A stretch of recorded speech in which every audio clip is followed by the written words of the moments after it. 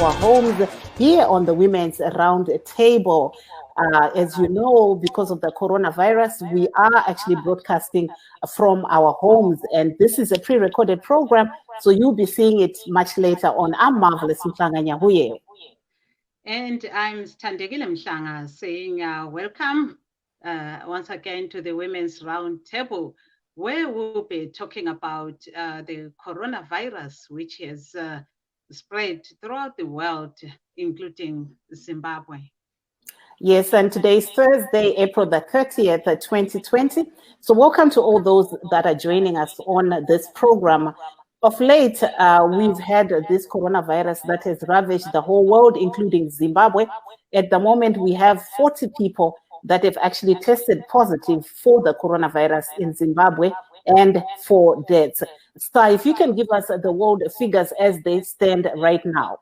And out of those 40 cases, Marv, we noticed that in Matabeleland North, there is 1 case. In Bulawayo, there are 12 cases. In Harare, 19. In Mashonaland East, 5. And in Mashonaland West, 3, which brings the total number to 40. But remember, there are also recovered cases, which means that the active cases may be a little lower.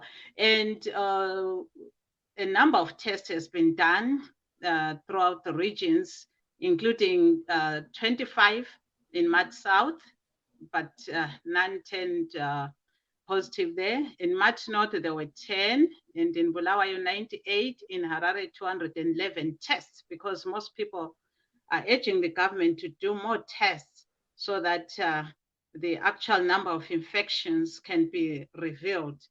Yes, so there are 40 active cases in the country as we speak. And worldwide, we see that the cases have reached 3,222,107. And the deaths is 228,757. Those are the statistics from Johns Hopkins University. And the ones we're giving you for Zimbabwe are directly from the Ministry of Health. And those who have them can actually read and see exactly what happened and where the cases are coming from. There's some bit of detail there from the Ministry of Health. And as here we are broadcasting from the US, where we have over 1 million cases and 61,000 deaths. Of course, this is a big country with a population of more than 300 million people. So the statistics tends to be higher. But for Zimbabwe is also a bit concerning because the numbers jumped from a 32, 31 to 40 cases, which people feel is a bit much. And as we're approaching the lifting of the lockdown, Marvelous, were wondering what is going to happen, whether it's going to be extended or not because of these rising cases. Yes, Star, and we also note that tomorrow is May Day. It's the Workers' Day, but it will be commemorated while people are in lockdown and also while people are crying about lack of food during this lockdown. So it's an interesting time, like you say. We're going to watch and see what direction the government will take, whether they will lift the lockdown, make it go away in phases like what we saw happening in South Africa, or a complete lift. So that's what we'll be looking at as we go on. And we'll also be having some Zimbabweans who are in other parts of the world giving us their view on what's going on and what role Zimbabweans are taking in actually making sure that people back home are well catered, have the information they need on the coronavirus. Over to you, Star. Yebo-ke kulabo abasanda ukusixhuma namhlanje-ke khathesi njengoba sikhuluma nje lapha sicubungula udaba-ke lwegcikwane leli ele-coronavirus, i-COVID-19, eselisabalele emhlabeni jikelele, njalo selisidla ubhedu lakho eZimbabwe. Sinanzelela ukuthi emhlabeni jikelele selihlasele abantu abedlula izigidi ezintathu, 3 million, kule nkulungwane phezulu khonapho njalo, okwenza ukuthi kube linani eliphezulu kakhulu. Njalo sebebhubhile bedlula inkulungwane ezingamakhulu amabili, 228,000, lapha sikhuluma-ke ngemhlabeni.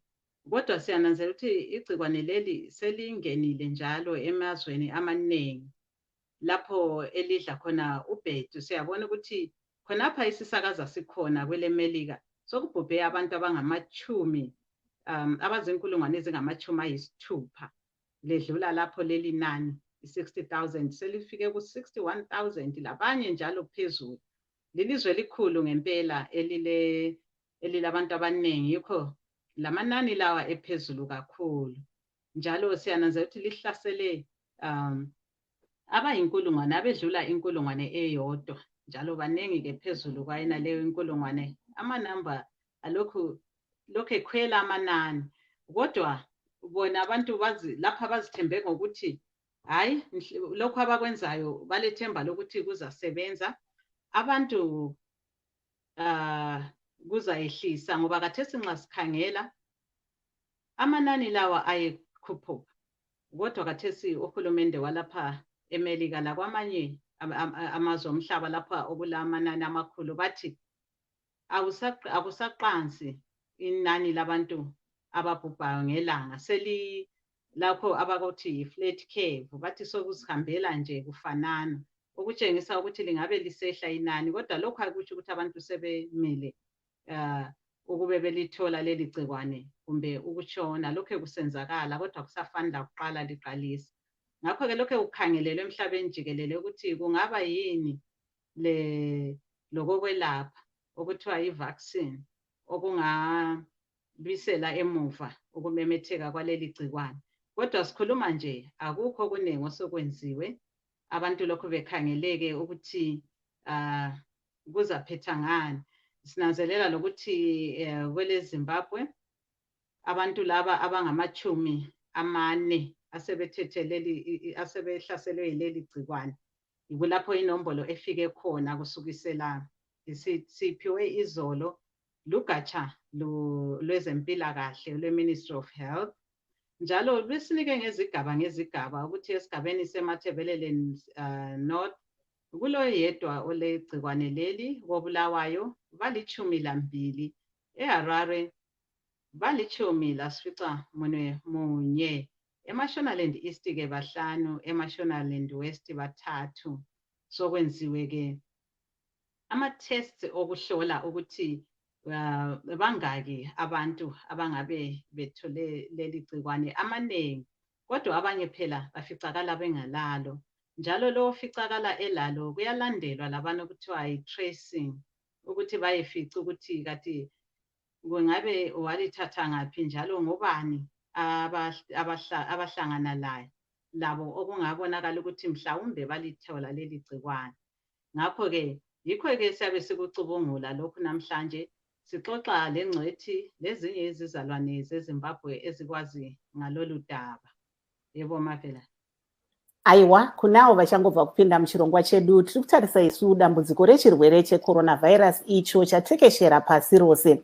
Pari zvino munyika mune vanhu vanosvika ivo 40 vawanikwa ivo vachibatwa nechirwere ichi, uyezve 4 vana vavo vakawanikwa vachishaya, pachisanganisira zororo makamba anova iye wekutanga kushaya kubva kuchirwere ichi nevamwe 3. Saka change tiri kutarisa isu kuti chii chiri kuitika, uyezve kwamuri ikoko zvii zvamuri kutarisana nazvo. Saka nhasi change tiri kutaurawo nemamwe madzimai ari kubva kune dzimwe nzvimbo dzakasiyana-siyana pasi rose, tichinzwa kuti kwavari ikoko vari kuzvigona sei, zvii zvavari kutarisana nazvo panyaya iyoyi yechirwere checoronavirus kana kuti COVID-19. Pari zvino tichitarisa pasi rose, uyezve tichitarisa imo munyika, paye patataura kuti kune vanhu vakawanikwa ivo vachibatwa nechirwere ichi vanokwana ivo 40, kuMatabeleland North kune munhu 1, kuBulawayo 12, muHarare ndo mune vanhu vakawanda vakabatwa nechirwere ichi, kune vanhu 19 vakawanikwa vachibatwa nechirwere ichi. Mashonaland East 5, Mashonaland West 3, kobva kwasvikepo kuti total inokwanisa iyo kuti ive iri 40. Asi pane zvakare zviri kutaurwawo zvakanaka kuti pane vanhu ava vakabatwa nechirwere ichi, pane vanhu 5 kana kuti 5 vakawanikwa vachibatwa nechirwere ichi uyezve vakazokwanisa kuchikunda. Saka tichange tiri kukurukura tichinzwawo kubva kune vamwe kuti zvii zviri kuitika kunzvimbo dzavari, kungave muri muno muAmerica kana kune dzimwewo nzvimbo. Zvino chirega itende Star, we have a guest from New York, Savannah Madamumbe, but her audio is playing up, so we're going to try and see if she can come back because we can't hear her. As you know, New York is one of the places that has really been affected by this pandemic here in America. We've seen daily, large numbers of people succumbing to coronavirus, and we've also heard of some Zimbabweans who have also passed away due to the coronavirus there in New York. So hopefully she will be able to come back and we'll continue with the program. Over to you, Star. Yes, it will be interesting to hear what's happening at the Big Apple there, because that's one of the hardest hit areas, as you are saying.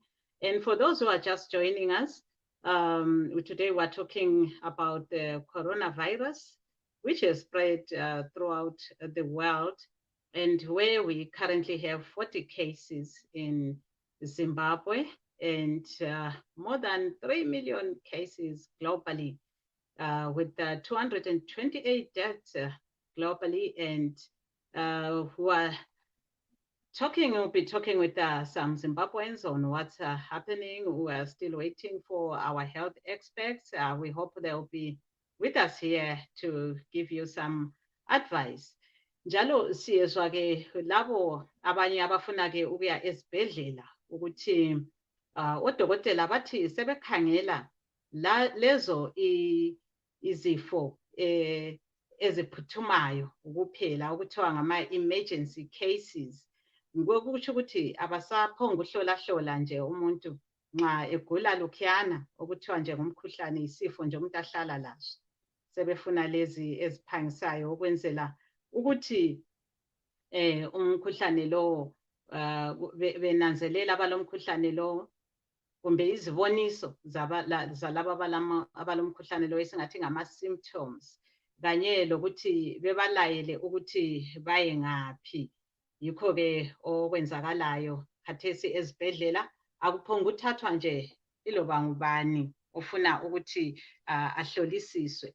Ngakho-ke siyaxolisa ukuthi lamhlanje asikho kuhlelo lwethu lwansuku zonke lapho abalaleli ababesenelisa ukuthi bachiye umlayezelo wabo kumbe sibatshayele ucingo besitshele ukuthi kwenzakalani ezigabeni zabo. Lamuhla hayi, silalele nje sikhonapha ngani ngoba ngenxa ye-coronavirus le imishina yethu ayisafani. Ngakho-ke siyabe sikhuluma sikhonapha silitshela ukuthi kwenzakalani, kodwa alenelisi ukuthi lingene kuhlelo lwethu. Yebo-ke sike saxoxa lapha labantu abathile emsakazweni. Sixoxe lodokotela Solwayo Ngwenya wesibhedlela seMpilo Hospital. Yena ubesitshela ukuthi esibhedlela lesi eseMpilo sona esikhangela abantu abaningi abavela koBulawayo lesigabeni seMatabeleland, abantu babuya ngobunengi babo, kodwa baphendukiswa laba abafuna ukuhlolwa okungaphuthumiyo njengoba sike satsho. Bakhangela kuphela abakhulelweyo labo abangabe belezibonakaliso zalokho esingathi i-COVID leyo.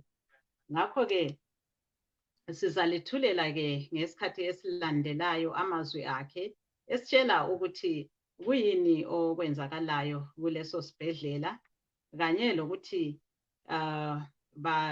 lezixwayiso azinika abantu, ngoba siyananzelela ukuthi kathesi abantu baxwayiswa ukuthi beziphathe njani, bengaphonga ukuthi izibonelo lezi bengazibona yiziphi, njalo baye ngaphi nxa sebezibona, njalo bathole ngaphi usizo. Kukanti bayatshelwa njalo ukuthi abantu bageze njani izandla ukwenzela ukuthi bazivikele. Yikho-ke esikuhlafunayo-ke kuhlelo lwethu lwamhlanje. Sinanzelela njalo njengoba sesike satsho ukuthi 40 abantu alegcikwane asehlasele ligcikwane leli kwele Zimbabwe njalo kwafa abambalwa. Njalo siyananzelela ukuthi kwezinye izigaba zelizwe alikafiki leli gcikwane, kodwa emadolobheni amakhulu njengayo phela iBulawayo leHarare amanani yiwo aphose abe phezulu.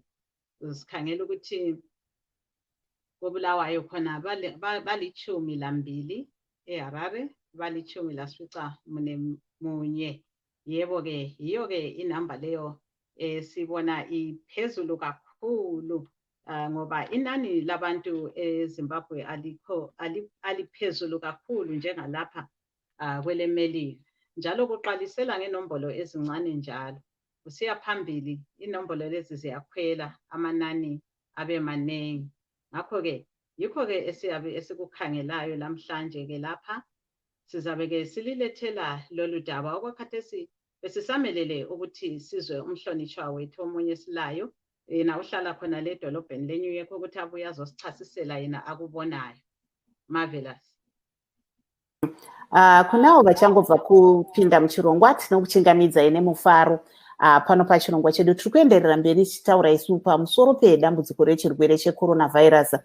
Ndiri kuona panapa tinenge tina mai Nyaradzai Gumbonzvanda vari kuti important conversation indeed, listening from Rosaria Memorial Trust in Murewa while we're actively responding to COVID-19.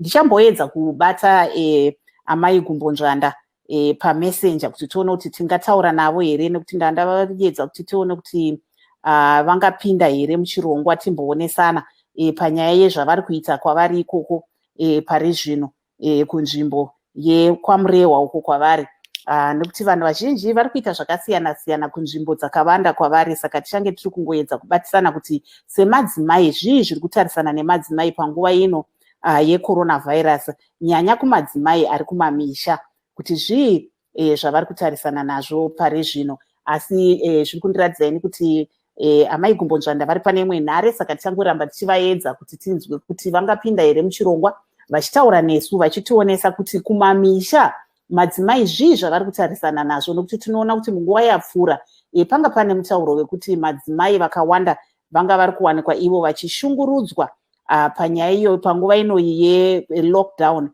panyaya iyo yecoronavirus, sezvo vazhinji vakawanda pari zvino vari kuwana mukana wekuti vange vari pamusha. Asi tinoona kuti nenyaya yenzara sezviri kutaurwa nevazhinji munzvimbo dzakasiyana siyana, kune vamwe vanoitawo zvekutengesa mumisika, kune mamwe madzimai anoita zvakasiyana siyana, asi tiri kunzwa kuti pane nyaya iyoyi yekushungurudzwa kwevana uyezve kurodzwa kwevana vasati vabva zera kuri kuti wandei munzvimbo dzakasiyana siyana, nyanya kumaruva pari zvino. Saka ndo zvimwe zvatichange tiri kukurukura ipo pano, uyezve tikawana mukana wekuti tiwanikwe tichibata amai Gumbonzvanda tichafara zvakanaka chaizvo, nekuti timbonzwawo kumaruva, nekuti kazhinji tinoona isu nyaya iyi ichinyanyotaurika mumadhorobha umo tinoona kuti kupera kwevhiki rino pachange paine nguva yekuti mutungamiri wenyika vataure ivo kuti lockdown iyi ichaenderera mberi here kana kuti kwete. Pari zvino tinoona kuti South Africa vakati ivo vachawana vachidzikisa lockdown yavo mumafeisi avari kutaura kuti pane mafeisi akasiyana siyana ekudzikiswa kwelockdown iyi. Saka hamena kuti ndo zvichaitwa here muZimbabwe, asi vazhinji vari kuchema chema pamusoro penyaya yekushaya chekudya, nekuti vari kuti ivo chiri kunyanyonetsa pari zvino inyaya yechikafu. Takaona isu munzvimbo yeGweru pakutanga kwevhiki rino iri takaona vamwe zvizvarwa zveZimbabwe zviri imomo vanoita ivo zvekutengesa pamusika vachiwanikwa ivo vachiputsirwa misika yavo, zvichinzi misika iyi haina kugara pakanaka uyezve zvichinzi pari kuda kuti pagadziriswe. Saka regai timboedza kuona kuti tingakuratidzai here vamwe amai vekuGweru ikoko. Takadzibhadhara misika, takabhadhara misika, tave nemisika, tave pamusika, chibva pamusika taakunzi tibve toidepi, hatiyazivi zvekuita, tatine mapenzi vakadzi vakurusapo mabhipi akutokwira, topira pano pano, hatichina kana zvekuita. Nhamo chaiyo chaiyo ndo iri kutikonzeresa. Korona yoika zvasangana nenhamo. Saka apo tiri kuona vamwe amai vari kutaura ivo kuti nyaya yekorona iyi iri kunyanyonetsa nekuti yasangana nenhamo. vari kuti ivo kuputswa kwakaitwa musika wavo ndo pavanowana raramo yavo. Saka pari zvino vari kutambudzika nekuti kuputswa kwakaitwa musika uyu kunoreva kuti ivo havachisina cheruviri chekuti vawanikwe ivo vachikwanisa kunge vachichengeta mhuri yavo, uyezve vachichema-chema vachiti vari kuziva kuti kune korona, asi zviri kunyanyovarwadza inyaya yekuti iyo pari zvino vakatarisa ivo mararamiro avari kuita havachakwanisa kuti vachengete mhuri yavo, sezvo nyaya iyi yekorona yawanikwa iyo ichivabata panguva iyo zvinhu zvisina kumira zvakanaka, kuti korona yasvika munyika uyezve ivo pamabasa avo emaoko havachisina cheruviri. Saka vari kuti vatova neBP yekuti voita zvipi, voteerera zvekorona here kana kuti vowanikwa ivo vachichengetedza kuti mhuri yavo. Saka ndo zvimwe zviri kuitika ipo panapa. Saka tinotenda amai ava vanga vari kugweru, vanga vari kutaura ivo pamusoro pezvavari kusangana nazvo. Regai tiende kune mumwe wangu Star. Zimbabweans depend on informal trading to feed their families. So one can imagine what happens when one's livelihood is taken away like that. But of course, the government, the local authorities, they argue that there are city bylaws to be followed, so they can't let you trade if your structure is deemed illegal. So that's the other problem there is there, because the local authorities insist that the bylaws are adhered to.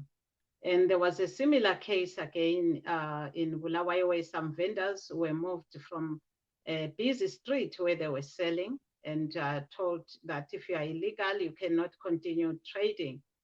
And we don't know why it's not easy for all of them to get designated sites. But we've spoken to them before and they are crying foul.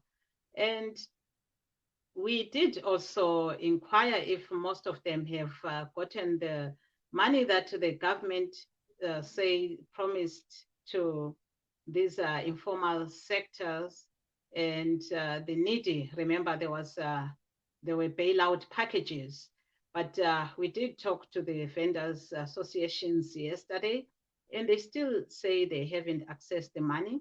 But the minister, the government has assured them that they will get their allocations before the end of the month. So they're still waiting to see if that would materialize. But as for now, according to them, nothing is going on.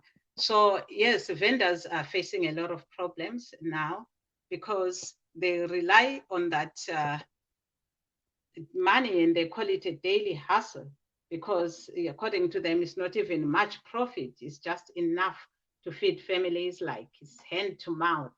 So yes, Mav, I think it's a big issue to the informal traders. Kunavo vachangobva kupinda muchirongwa, taita rombo rakanaka, tina amai Nyaradzai Gumbo Njanda vesangano reRosario Memorial Trust uyezve vari Goodwill Ambassador weAfrican Union. Saka endererai mberi zvenyu mutaure kuti ndimani uyezve kuti muri kupi mubva matipa zvamanga mambotaura.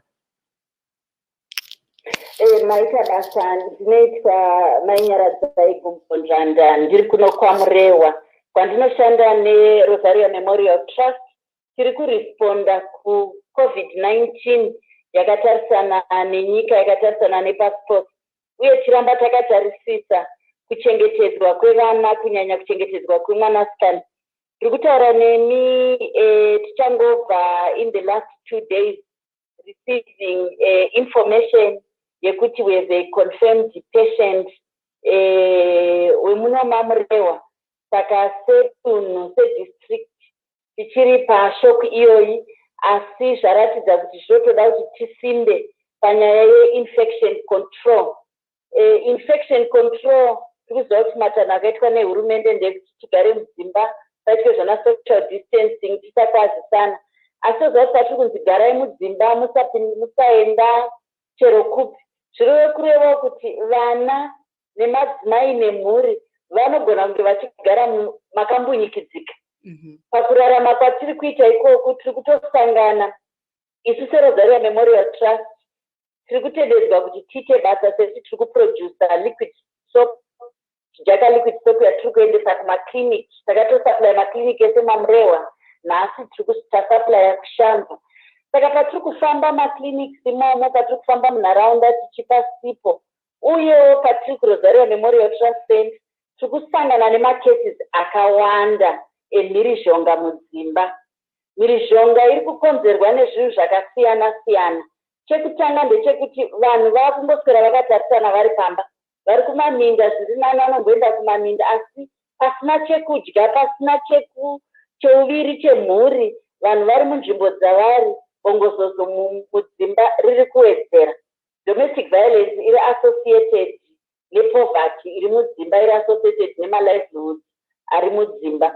Tikusangana zvekare even yesterday kuRosario Memorial Trust Center taitova nemakesi akauya evana vari kurodzwa. Saka chero tiri palockdown tine covid tichiri kusangana nemacases iwaya esexual abuse evana ari kuitika, and zvakare zviri kuitika panguva yekuti vanoshanda nyaya idzi vava vashoma uye zvizhinji zvatarisana nezveutano. Saka tinenge takuona kuti mapurisa achanyanya kuita basa panyaya idzodzi. Ve-social work vanoda kuti vafambe, asi transport yacho munhu akaita dambudziko akambunyikidzwa akaabuswa pakaita rape, mafambiro ekunoripota acho haapo because transport haipo. Saka ndova pamwe patiri kuona kuti chero pane maservices mashoma aripo. Tiri kuona at the national level vana Musasa project, Zimbabwe Women Lawyers Legal Resources Foundation nemahelpline aripo, asi it's assuming kuti munhu anokwanisa kufona because kazhinji vanhu havasi kukwanisa kuenda. Saka ndo dambudziko ratiri kuita rekuti even if pane technology based responses, asi pane pamwe pekuti munhu anotoda a physical response yekunge achionekwa, achipiwa counseling, pachiitwa mediation, munhu asingarambe agare muenvironment ine mhirizhonga. Saka request yedu kugovernment ndeyekuti response to gender-based violence must be seen as an essential service, so that programs to do with responding to nyaya dzekurodzwa kwevana, dzebongozozo, dzemarape must be an essential service. Isingangobatsirwi chete paclinic asi kuti ve-victim friendly varambe vari very active basa richiitwa. Tikutarisawo zvakare kuti regai ndikubatsei muromo ipapo wamaigogonjana. Yandingada kutaura nezvayo ndeyekushayikwa kwe-PPE, personal protection equipment, kumanesi nema-frontline workers. Tinoiti structural violence. Sekuti vashandi vari pa-frontline vari kugara ne-psychological fear. Fear yekuti ini ndini ndichatarisa murwere auya nechimwe chirwere asi handizive status yake, when they don't have the necessary masks or gloves. Saka izvozvi tikuona kuti it's an important issue kubata vanhukadzi as a violence issue iri structural and iri psychological. Imbobata yenyu makadaro tichadzoka kwamuri. Rambai muri panhare tichadzoka kwamuri, bata yenyu makadaro. Star, I'm going to bring my co-host, Star. Thank you. Welcome back. Star, we have Mrs. Nyaradza Igumbonjanda, the AU Goodwill Ambassador for the ending of early child marriages. So she was here just discussing about what she's seeing happening right now. She says she's in Murewa, she's out in Murewa. She says the incidents of gender-based violence in her area have gone up. And she says at this moment in time, they've also just received news that there is a case of coronavirus that has been detected in her area of Murewa. So that's what we're discussing about here. But I'll hand over to you unless if you have a question for her. Yeah, right now, Marv, I did speak before. I did talk to someone who works at a private hospital who didn't want, of course, to. Is a nurse. She didn't want to reveal her everything about her name and with the hospital where she works, but she's basically telling us giving people advice on what to look out for when they are likely to be attacked by this virus and they don't know, and where to get help. I think we'll just take a listen to her for a few minutes. Okay. Ukuvikela i-coronavirus abantu kumele balandele iziqondiso zabezempilakahle. Ezinjengalokhu ukuthi abantu kumele bangasondelelani ezitolo, ezibholaneni lapho kukhiwa khona amanzi, ezimoteni abazigadayo. Njalo kumele bahlale begeza izandla ngaso sonke isikhathi besebenzisa isepa. Nxa belungisela ukupheka, besefuna ukudla, lanxa bevela sebenzisa izambuzi. Abenelisayo kumele basebenzise ama-hand sanitizers ukugeza izandla, okule-alcohol engange 60% kusiya phezulu. I-alcohol butshwala buyabe phakathi komuthi lowo. Kumele njalo bagqoke okuvala amakhala esikuthi ngama-face mask nxa besiya ezindaweni ezilabantu abaningi ezinjengasezitolo ukuyafolela impuphu. Konke lokho kuyayenza ukuthi kube lokuvikela. Izibonelo zalo mkhuhlane yikutshisa umzimba, i-temperature ifika ku-37.3, kumbe wena muntu uzizwe nje ukuthi uyatshisa, ukuphefumula kanzima, ukukhwehlela ukuqala kuluphepho olomileyo kucina sokuluphepho oluthambileyo lukhupha isikhwehlela. Umphimbo uyaba buhlungu, umzimba ukhathale, uphelelwe ngamandla, ungashaywa likhanda, kumbe welazo zonke nje izibonelo zomvimbano ezinjengokuthimula lokuvaleka amakhala. Ukuvikela kakulula ngoba abantu abakazwisisi lokhu esikuthi yi-social distancing, ukuthi bahlalele khatshana lakhatshana okulesilinganiso esile-1 meter kumbe 2 meters behlukene ezimoteni, ezitolo, laphandle. Le self-isolation enziwa i-lockdown le yenziwe nguhulumende, abantu kabakayizwisisi kahle ukuthi bahlale ezindlini. Okunye njalo kwenza ukuthi i-self-isolation le ibe nzima yikusweleka kwezinto eziqakathekileyo ezinjengempuphu, itshukela, lokuswela nje okokuzilibazisa ezindlini. Yikho kwenza ukuthi abantu baphume phandle baye ezitolo bayedinga abangane, ikakhulu abesintwana, abantwana bezikolo bayaphuma phandle kakhulu bahlangane, bese kuswelakala leyo ke abesithi yi-social distancing. Ezibhedlela okuvikela kulutshwane kakhulu. Kudalwa yikuthi imali yokuthenga lezi zinto kayikho kuleli lizwe. Njalo umnotho welizwe nje uvele uphansi, kawuniki ithuba lokuthi abantu bathenge ngokwaneleyo izinto zokuzivikela. Abahlolayo abantu phandle bafanele bahlale belakho ngoba abantu sebehlolelwa phandle bengakangeni esibhedlela ukuthi babonakale ukuthi balawo lowo mkhuhlane. Kumele bahlale ke begqokile lezo zimpahla zokuvikela ezinjengama-mask, ama-COVID suit, lokunye nje. Kodwa belaphayo abanye nxa abantu sebehlukanisiwe laphana abangalalo igcikwane kakudingi ukuthi bahlale begqokile lezo mpahla. Abasebenza ezibhedlela ze-isolation, ama-infection disease hospitals, yibo abayidingayo leyo mpahla ngaso sonke isikhathi. Ngokunjalo lokhu iswelakala, kodwa uhulumende uyaqakathekisa ukuthi bona bathole masinyane ngokushesha lezo mpahla. Bayazama ngazo zonke indlela lanxa nje kulokhu kusezinhlutshwane. Yebo, bayatholakala abanye abalegciwane ezibhedlela ngesikhathi khonapho behlolwa, bagcine sebe-isolethwa ke sebehambisa kwezinye indlela. Yikho okwethusa amadokotela labongikazi ukuthi ukusweleka kwempahla lezi kungenza ukuthi ukumemetheka kwegciwane kube lula. Right. There we heard from a medical expert, Marvelous. She was just advising people on what to look out for for the symptoms of coronavirus. And as has been said before, it's the general flu-like symptoms.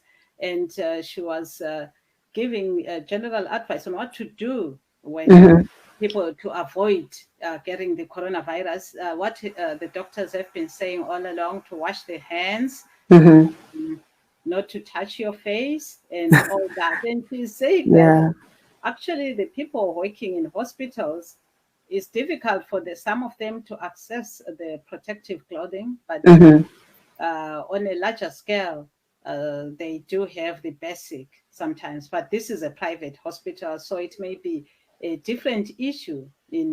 Of course, it's a private hospital where some COVID patients can also be, screened and admitted. So it may be a different story in public hospitals.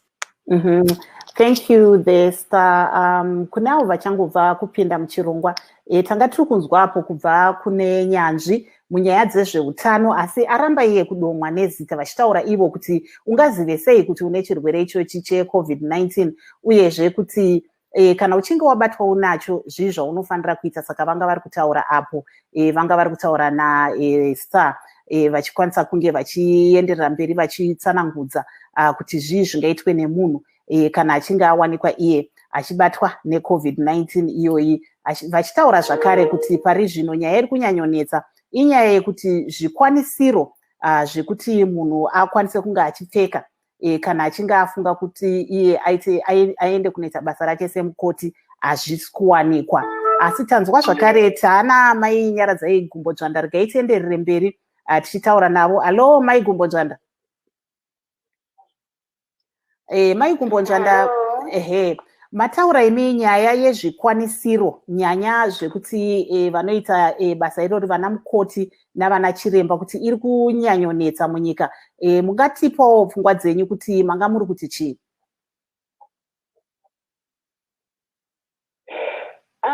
Chekutanga ndechekuti isu tiri kushanda closely nemaclinics, saka tiri kutoona zviri kutoitika. For quota yema-materials aripo, PPE yatinenge tichiona ichinzi iri available or yakadonetwa hazvisi kusvika to even the district hospital. Rosaria Memorial Trust, we had to look for assistance kushamwari dzakasiyana-siyana for us to actually donate my infrared thermometers, my gumboots, my N95 respirators, my district hospital yedu Mamrewa, and also for the infrared and N95 district hospital yedu Kushanga. These are public government hospitals, and therefore Ziripo Izlozo must prioritize distribution at the first point of call. Your ordinary citizen is the local clinic, and then also refer to district hospital. And yet the first point of medical attention for the majority of Zimbabweans are actually protected. I'm also seeing personally a lot of wastage. Unaona munhu ari ega murumu akapfeka mask. Mask yakuita kunge a sign of kuti ndirimo mune zveCovid. These masks are commodities which should also be used with diligence.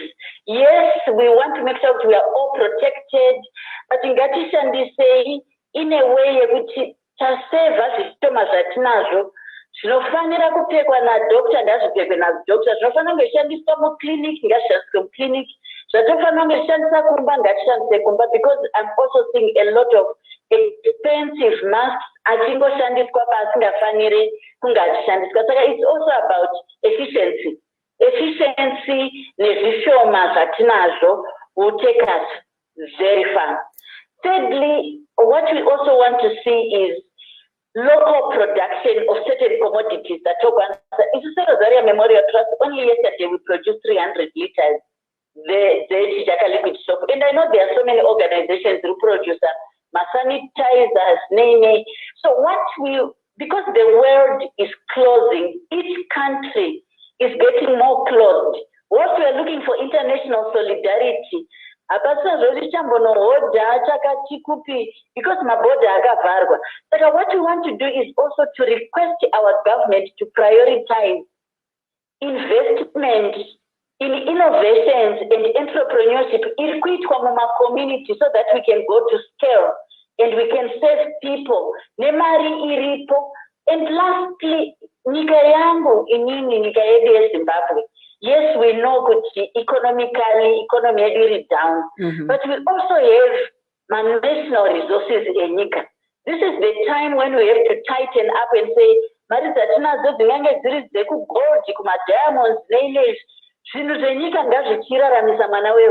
because this is the time when we have to demand accountability on the national resources, because people who are going to be mostly affected, Madzimai Arimumba, the response in Africa is a slight difference from response in because the prioritize time for isolation. Kumba kunani? Kumba kuna mai vari kubika sadza, kune mwana achasuka ndiro, kuna mbuya vari kuchengeta pamusha ipapo. Those are the primary caregivers. Vasina information, vasina protection, vasina support around them, and in the primary responsibility. So we need to know that we are also now a traumatized nation. So psychosocial support, services and products for protection at the primary level. Kuno kuma misha kwa chiri mu small urban areas, mu townships maybe momo doka throughout kuwe ma resources akakura. Yes, I agree, we need the big national referral centers to be equipped, but at the same time, and equally at the same time, we need prioritization at the local level. Lastly, I was recently appointed to be on the IMF advisory, and I'm following the macro discussions, the Mariombe. Mariombe, we need that moratorium as a Zimbabwe, as a country, so that we can be able to have liquidity, to have some money for us to be able to provide my services. But what is needed is accountability. We need accountability in the whole of Africa. It's not all accountability. Can a debt relief? Maria said, because the debt relief is on the assumption that that is take one. And we don't want corruption. Corruption, because that will protect the women, that would ensure we have services in the communities, and also to make sure we continue to protect issues of human rights, gender-based violence, women women that is the future of the country. Thank you. Tiri papo Maigumbonzvanda mumbotipawo mukupedzisira kuti nyaya yekurodzwa kwevana vasati vabva zera iyo yamunomirira muri ku African Union yakamira sei panguva ino yeCovid-19? Pane zvitatu. Chekutanga is tikuona macases ari kuuya kumaclinic for antenatal. Tozwa kuti tinongova nemwedzi tapinda. Saka it's a critical issue for prevention. We need to continue to prevent. And education is critical. Vana vakawana kuti tione kuti nyaya dzeeducation dzichafamba sei tichienda mberi, tinokwanisa kuprevent child marriage going forward. And for now, we need my responses for girls at risk. Kuti vana vawane kwavanobatsirwa pane kuti mwana arambe achimbunyikidzwa. So we continue to advocate for ensuring protection yevana vari at risk, but my solutions to education, because pachapera ma-lockdown, tozva kuti vasikana vazhinji vamwe vachatadza kuenda kuchikoro.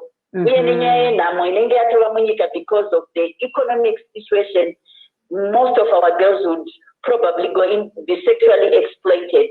So we are very concerned, and I've just signed a letter together with GPE, with Plan International, and other organizations, Wana Girls Not Brides, raising the issues around education and child marriage. Thank you so much, Maigumbonzvanda.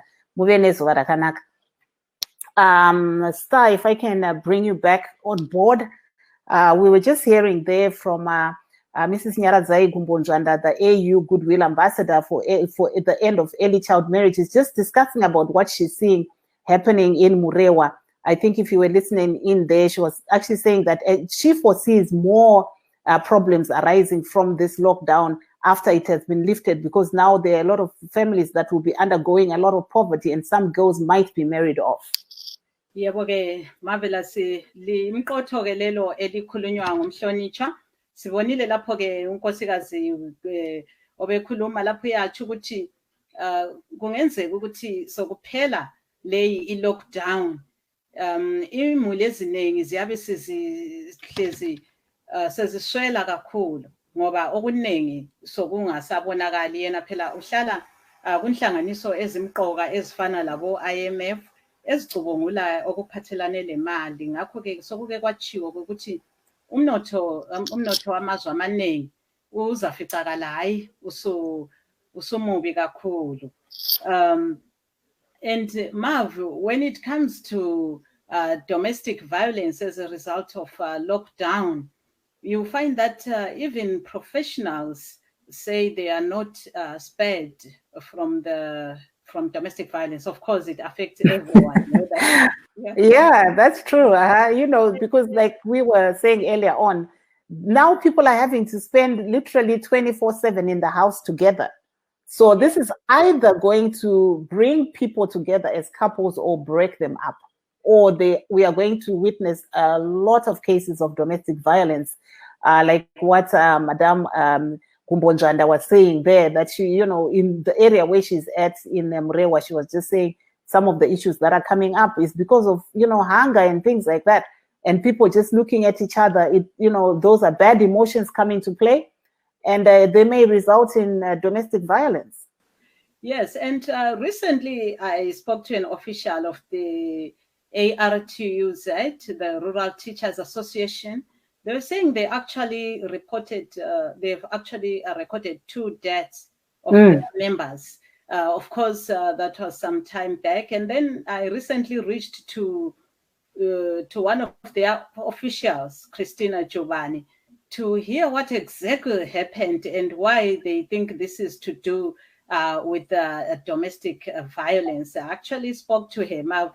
Just for a few minutes, let's hear what she had to say.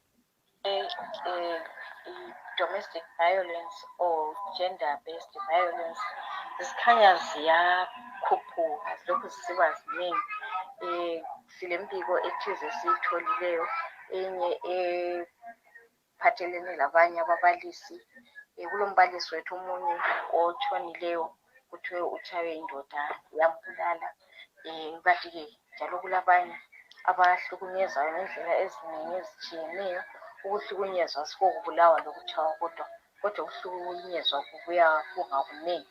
Ukuhlukunyezwa kungabe kuyizinkulumo, kuya njalo ukuhlukumezeka ezimalini. Kanti ukuhlukunyezwa nje kungathatha loba yiphi i-dimension, kusiya ngokuthi okwenzayo ukwenzeka sizathu bani. Izizathu zingabe ziziningi. Okokuqala, abantu ikakhulu kuleli lizwe lakithi leZimbabwe ngabantu abaphila from hand to mouth. Ngisitsho ukuthi ngabantu abadinga imali yokudla khonapho. EZimbabwe lapha kunzima ukuthi ungaba lama-savings uthi kumbe ngisevile ngilemali ethize engiyibekileyo ngomumo we-economy yethu okwalesi sikhathi. So khonokhuyana kuyahlukuluza, wonke umuntu kuyamhlukuluza, angabe ngubaba kumbe ngumama, konke khonokhuyana kuyamhlukuluza. So sokungabangela ukuthi kube lolaka ebantwini. Umama laye uyabe ekhangele abantwana bamkhalela labo ufuna ukudla. Ingxenye la bese ekhuluma-ke lo mkakhe ukuthi khona hayi baba lapha kunje kunje. Bese ugcina sokungavuka-ke ulaka ukuthi kade right mina uthi imali yakhona ngiyithathe ngaphi. Isicelo nje besisifisa ukuthi ngabe uhulumende uba lezi nhlelo zokuthi aphathise abantu ngalesi sikhathi esinzima esi-lockdown, ngoba abantu abaningi abasebenzi. Akhona yebo amanye ama-department okuthiwa ayasebenza njengakubo mining lakubo farming, but abantu beZimbabwe ubuningi babo vele ngabantu abazisebenzayo, abazithengiselayo izinto. So kwezinye izindawo vele akula bantu abathengisayo. So kuba nzima ukuthi umuntu imali angayithola ngaphi. Khona kukhanya kungagcina kubangela udlakela ezindlini ebantwini abangomama. Kanti-ke labo abantwana nxa umama ehlukumezekile kutsho ukuthi umntwana lawo uzahlukumezeka. So i-lockdown siyayibona kufanele kube khona, kufanele kwenzakale ngenxa yokuthi ngakho umuntu olesifiso sokuthi umkhuhlane lo umemetheke. Sonke siyafisa ukuthi ngabe umkhuhlane lo uyakhontenwa, ulwiswe, uphele. But still loba kunjalo kuzaba khona izinto eziningi ezizahlukumeza abantu, ikakhulu abantu abangomama labo abantwana. Yes, interesting there, Marv. That was Christina Giovanni. She is actually an official of the Rural Teachers Association of Zimbabwe. Saying that they lost members of their organization through to domestic violence. Although she did explain that, gender violence is not always. I think we have lost my co-host there. As you know, we're broadcasting from home. Some of these things happen. We do have, sometimes the network drops and things like that. Asi Star anga ari kuedza kutaura iye kuti akataura nevamwe madzimai I think Rural Teachers Union of Zimbabwe vari kutaura kuti iye vakawanikwa ivo vachitaura kuti pane nyaya yanga iri kunetsa, nyaya yekushungurudzwa kwakaitwa mumwe mudzimai achibva azowanikwa iye achishaya panyaya yekuti akange awanikwa iye ashungurudzwa, ndobva andofunga akanzi akarohwa achibva awanikwa achishaya. Saka ndo zvavari kutaura ipo pano. Asi regai takwanisa kuwana muzvare Savannah vari pano, tichange tiringonzwa navo vachitaura havo nekuti audio yavo hameno yanga ichita sei, yanga isinganzwike. Saka tichangoti titaure navo muchitaura yenyu tichinzwa audio yenyu kuti kwakamira sei kuNew York muzvare Savannah Madamombe. Aiwa, tiri kukunzwai, taurai zvenyu. Okay. Kuno zvina hazvina kumira mushe, hatidi kunyeberana. Tingade kunyeberana kuti it's okay, hakuna zvakadaro. Vanhu kufa upenyu hwakamira chaiko kuti mbi hapana chatikukwanisa kuita. Kana kubuda panze unongobuda uchinanga kwauri kuenda, kana uri kupinda muchitoro unotenga chaurikutenga. Unopinda wakananga ikoko uchidzoka. Saka kana uchifamba kudaro, taurai, vanhu vaakutenge shumba, haudi kusangana nepamwe. kana uri kufamba uri kubva watoti ukasangana nemunhu wotiza. Ndiri kukunzwa, taurai. Ukaona munhu unotenge waona shumba, saka unototenderera kunyenyeredza kuti usapesane nemumwe. Ende unenge wakapfeka zvekuti uzvidzivirirewo mamaski ariko aya, kuti unenge uchingotya kuti uchabata chimwe chinhu chichaita kuti ubatane neutachiona, nekuti utachiona huri kwese. Ende muno kwakazara vanhu vakanyanya kuwanda, kunyanya munzvimbo dzine vanhu vakawanda. New York ine vanhu vakawanda vakatsikirirana. Saka uzive kuti paunobata ndepapi.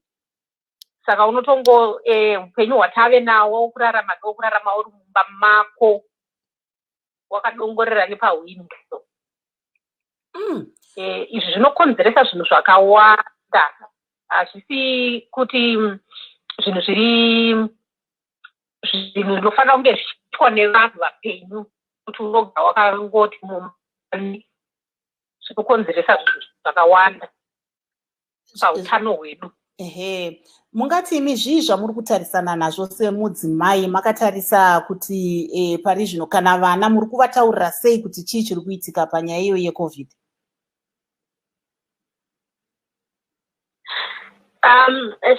Mari zvinhu zviri kunetsa, vana vari mudzimba, chikoro chiri kuitirwa mumba, ndo munofanira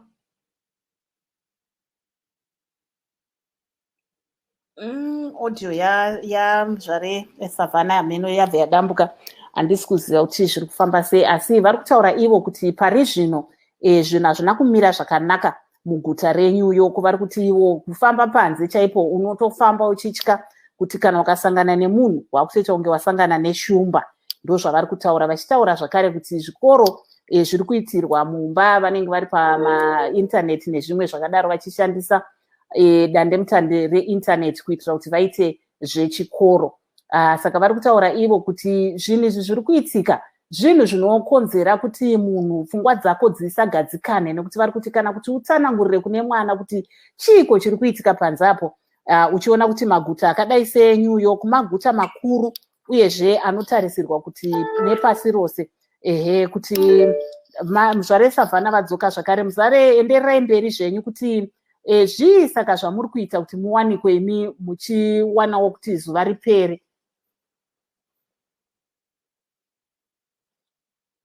Hello. ndiri kukunzwa taurai. Taurai zvenyu. Chinoitika chinonyanya kunitera, chinonyanya kutibata sevanhu kana uchinge uri panguva yekuti hauna chaunokwanisa kuita, pfungwa dzinomhanya, pfungwa dzinotenderera, pfungwa dzinopedzisira dzaakupesana nemukufunga. Saka unofanira ini semudzimai, zvinhu zvandinokwanisa kuita ndezvekuti mazuva ano tinoziva kuti nyika yakati tambanuke tichitarisa ivo maintaneti edu aya machiatinawa.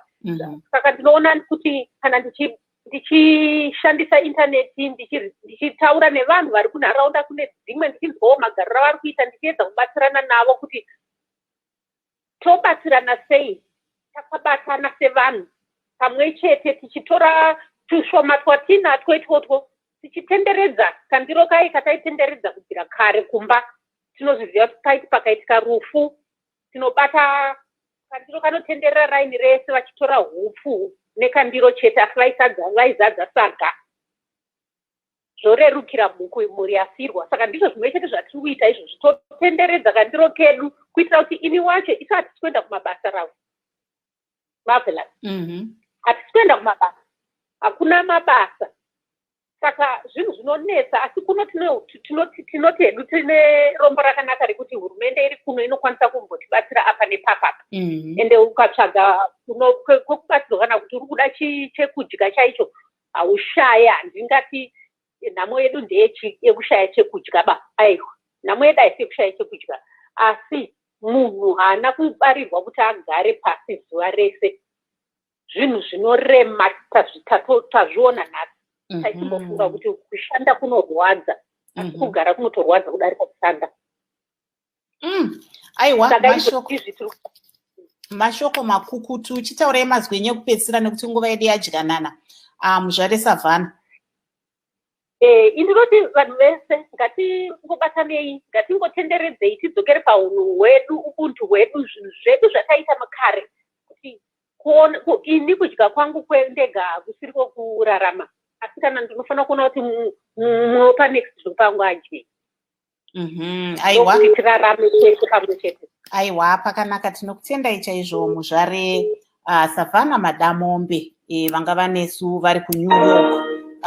Saka pari zvino tinokutendai vese vari pachirongwa chedu. Would like to thank all those that are live streaming with us. Unfortunately, my co-host Star at the moment, I'm not sure what happened to her internet. She dropped off, but we've really come to the end of our program, and I would like to thank all those that came into the program and were able to discuss with us the issue of the coronavirus and what women are facing day to day as they try to navigate this really strange terrain. And this is worldwide, by the way. You're seeing, we were speaking to Standakile. She was speaking to us we're speaking to Savannah. She was speaking to us from New York. But, we also heard from Amai Nyaradzo Gumbonjanda, who was down in Murewa there in the rural areas. So this pandemic is not only affecting those in the towns, but also those in the rural areas are being affected. So at the moment, I'm still trying to see if my co-host will come on so we can say goodbye to you and, move on to the next program. Because as you know, this program, we broadcast every Thursday. For now, I would just like to say thank you to all those that were with us on the program. Tinokutendai chaizvo kune vese vanga vari pachirongwa chedu, uyezve ngatisanganei zvakare mangwana pa Let's Talk, ngatikurukurei zvakare pa Livetalk mangwana, tichienderera mberi tichitaura pamusoro pedambudziko irori rechirwere checoronavirus. Ini ndini Marvelous Mhlanga, uye ndakamirira zvakare Star Mhlanga, uyo pari zvino ndofunga network yake haina kumira zvakanaka.